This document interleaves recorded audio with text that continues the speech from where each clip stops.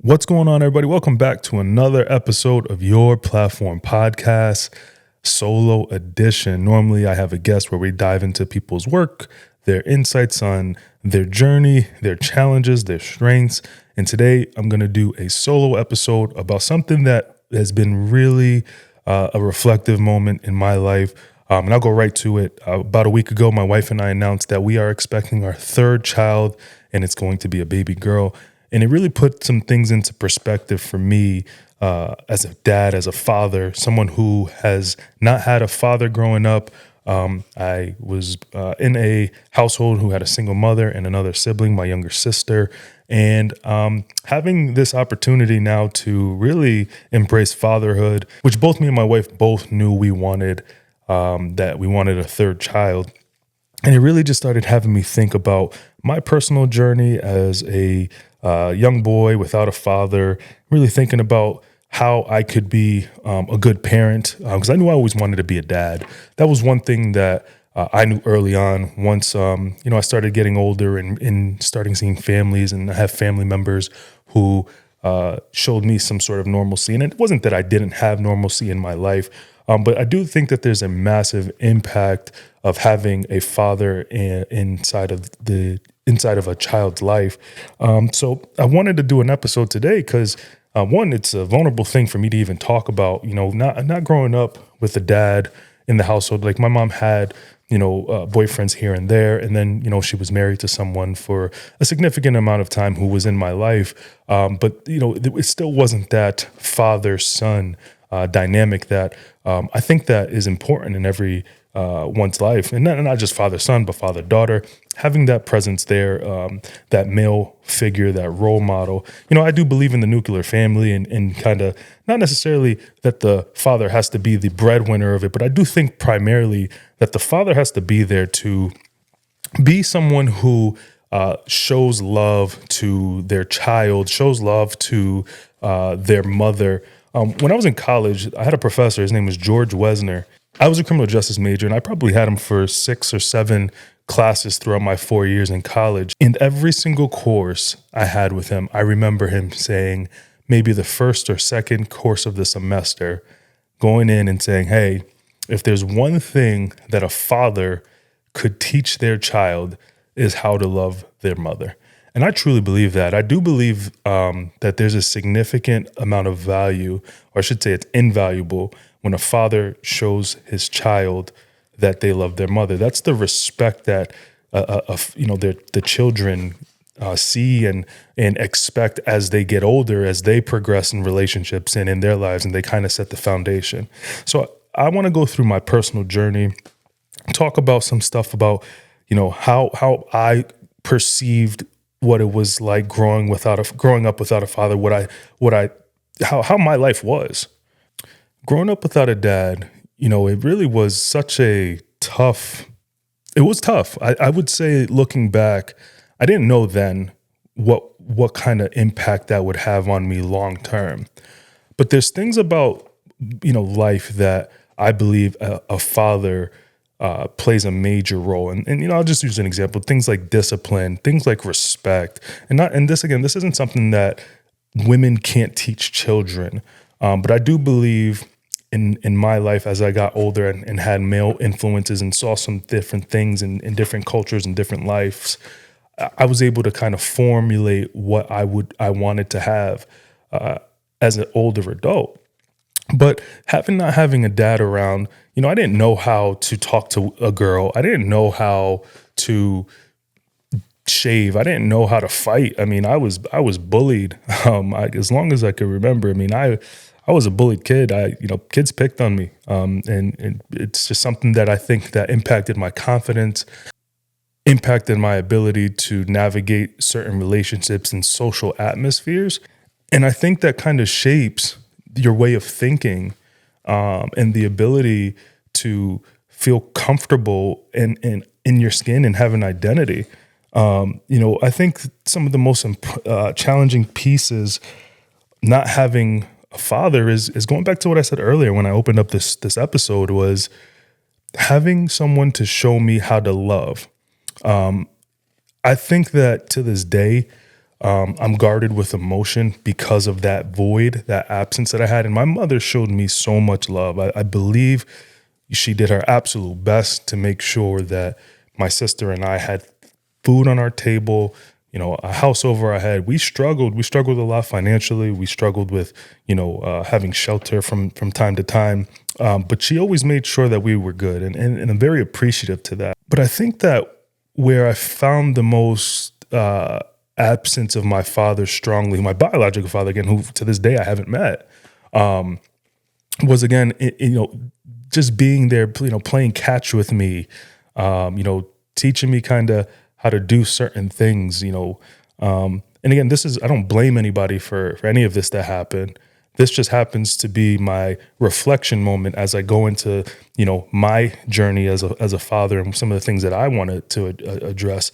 But that void of him not being there, or a present father not being there, impacted me very silently, and I think this is probably something that men deal with in general who are in similar situations, where we kind of, figure things out on our own. And now that we, are in our adult years, we try to handle certain things and carry certain weight around, and, put a lot of stress on our shoulders because we didn't know how to do things, and we kind of figured things out. When I became a dad in 2020, when we had our son, I was very scared. I think any man who has their first child, has that sense of fear, whether or not they had their dad in their life. But I just wanted to make sure that I do everything as good and possible as I can. I'm the biggest critic of myself, and I just wanted to make sure that I could love. And going back to again what I said earlier, I always knew I wanted to be a father. That was something that, like I said, I knew early on. But for some reason, when I had my son, all I could think about is, man, I don't want to mess up. I want to be in this, make sure I'm here for him and do everything that I possibly can. He gets everything that he wants.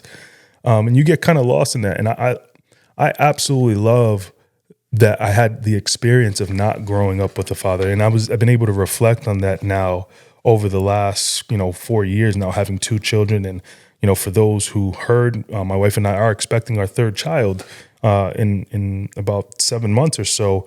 And, it to me, I am very blessed and thankful to just have had my mom. My mom showed me the amount of love that I needed, but I also knew of that void of not having a dad there was something that was almost like a chip on my shoulder that I knew for sure that I was not going to let go. I wanted to be a dad. I wanted to be someone in my children's life who I wake up every morning to them. I put them to bed every night. I read them a bedtime story. They give me the biggest hugs when they see me, and we fool around, and my kids are jokesters. That was the amount of love that I knew that I didn't have, that I could give. And every day that grows. And, as I continue on throughout this journey, I do have to make mention to, yes, again, my mom, who did an awesome job with myself and my sister, but I come from a community of people who made sure that the youth were really taken care of. And this really means a lot to me. So, I think about people, I had baseball coaches and Little League coaches, and I had a lot of people around who made sure that me specifically were at every single game. If I didn't have a Gatorade or some sunflower seeds or bubble gum or lunch, they made sure that we had it. They did come drive across town to pick me up. They saw the talent in me. They saw that I was a good kid. They saw I was a good person. And then that carried on as long as, up until I was like 19 years old. Big shout out to all of those, and shout out to my community, New London, Connecticut. There's a lot of people who I appreciate that were there for me to make sure that, my head was on my shoulders, because there was a point in my life that I ran up with the wrong people, and I would get involved and be in situations where they're pretty scary for a teenager to be in, whether it be fighting, whether it be violence. I think the absence of a dad and the father figure in my life, you start to cling to people who start to make you feel safe and feel comfortable in the areas that you need, that most of them being protected, and and I'm thankful that I've had introductions to certain people to help me go in the other direction in life. But that's a scary environment to be in as a 15, 16-year-old. And you don't know better. When you're that young, when you're 15, 16, 17 years old, all you know is what you know. And what you know is absolutely 100% truth. And no one could tell you anything. And you're very stubborn. But again, I'm very thankful and blessed to have to go through all of that during that time.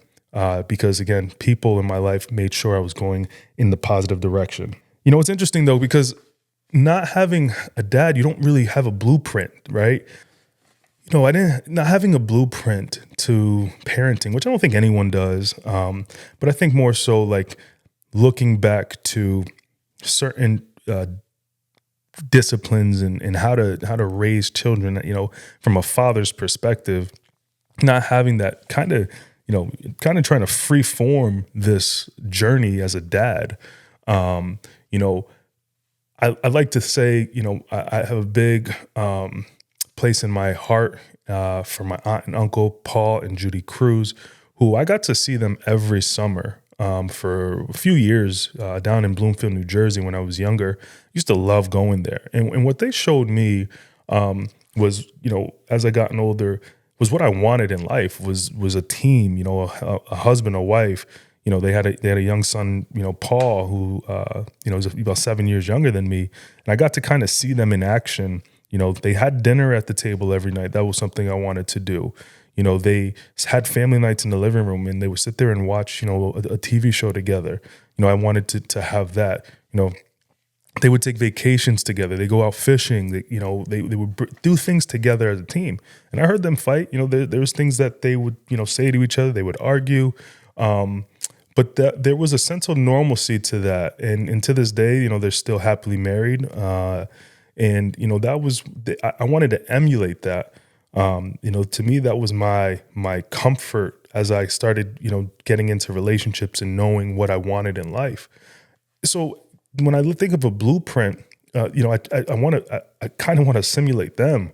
You know, they discipline me, and you know, like I was their own son. You know, they are my godparents, but they, you know, they made sure that if I didn't, you know, clean, or if I, you know, talked out of pocket, you know, they swatted me. They made sure that, you know, I was, you know, they were in charge, and they disciplined me really well.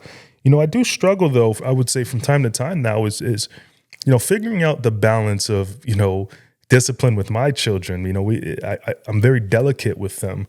And I think that's normal. I do think that, you know, trying to figure out, you know, what the proper punishment is for certain things is trying to figure that out is normal.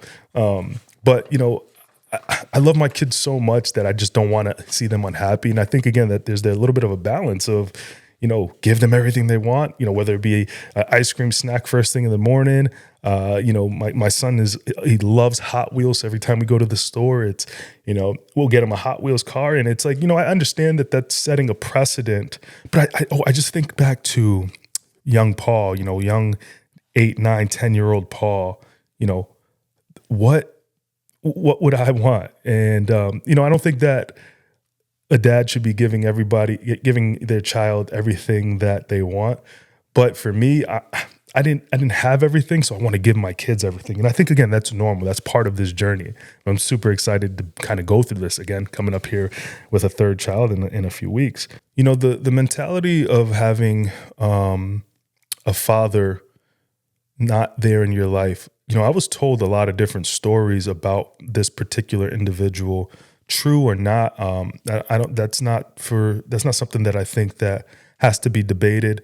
I do know that there was a absence, a hatred. I should say a hatred that I had towards this individual that I had never met.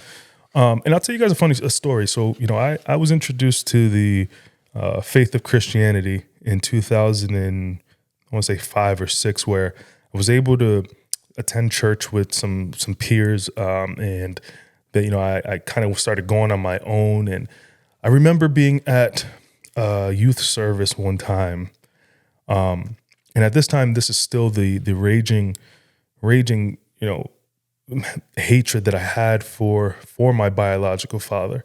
And again, I hadn't met him. I've only talked to him probably at this point. And I remember him giving me a call on my birthday on August 10th.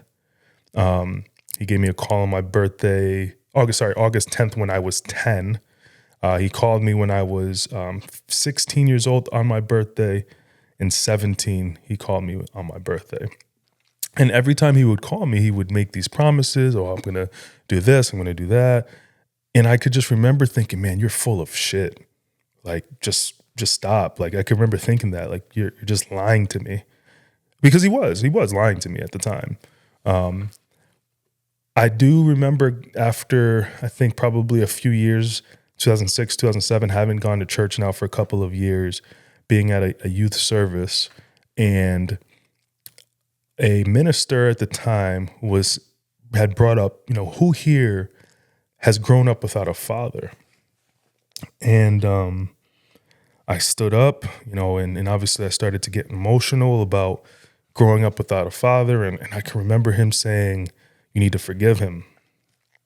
And in that moment, I forgave him. I hadn't talked to my, so again, he had called me when I was 16, 17 years old. And on my 18th birthday, I was hoping he would call back to let him know that I forgave him.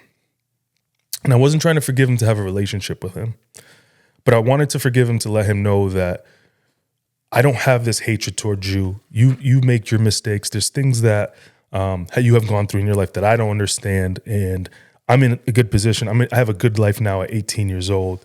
And he never called back. And I never had the opportunity to tell him that I forgave him. I'll give you an interesting story. My wife got me Ancestry 23 in 2022, I believe, a couple years ago. And long story short, I came across him. I still haven't, and this is kind of a vulnerable thing for me to say, but I messaged the person who I thought could be related to him, and it happened to be his sister. And I said, I was wondering if you know who this person was. I only have a couple of pictures of him from when I was very, very little, maybe one or two. I don't really know who he is. So she messaged me back, and she was like, "Oh my God, this is, I'm your aunt. He's my brother." And I had a conversation with her.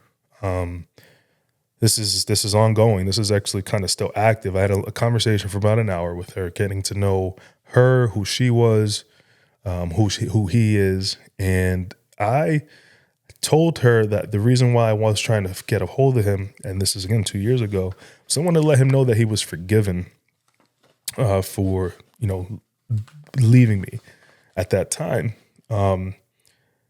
And at that point, I felt this sense of pressure off my shoulders. I still haven't spoken to him. I think I need a lot of work internally to kind of get there.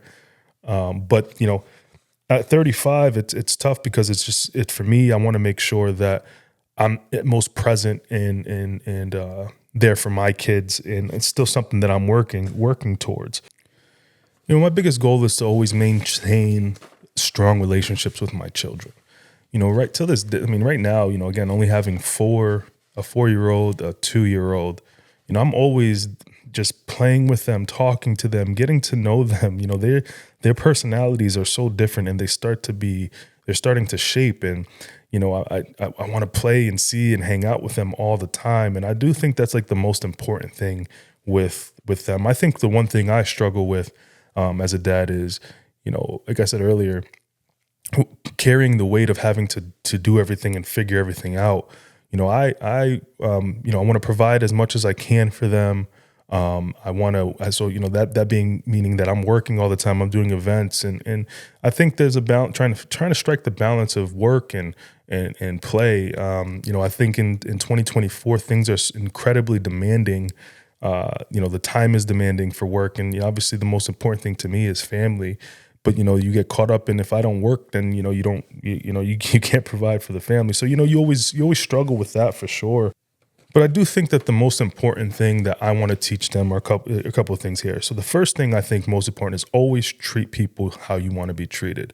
The golden rule, right? That is something that my wife and I hammer down together. You want to treat your friends nicely. You want to be polite. You want to be kind. You want to say please. You want to say thank you. That's that. You want to respect people.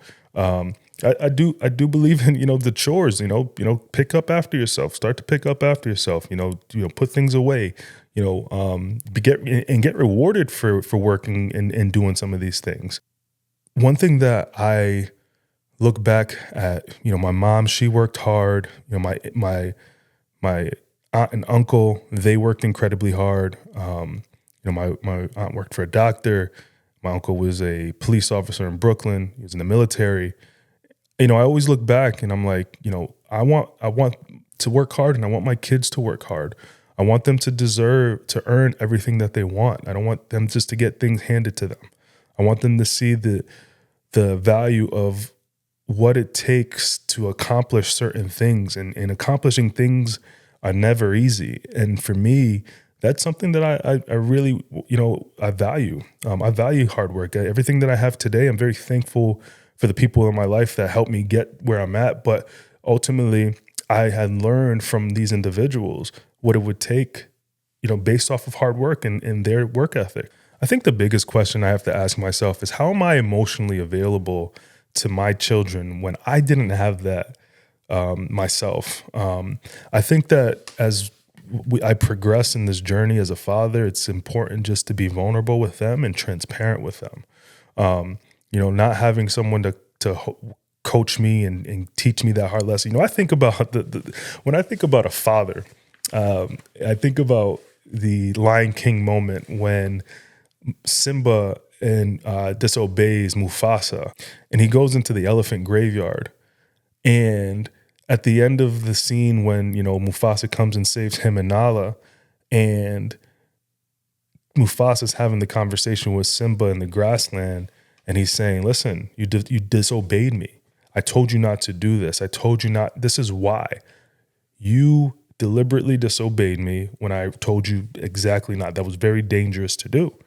And I think that moment it's like a kind of figurative moment in life where, as parents, you are just 100% concerned for your child's safety and their health.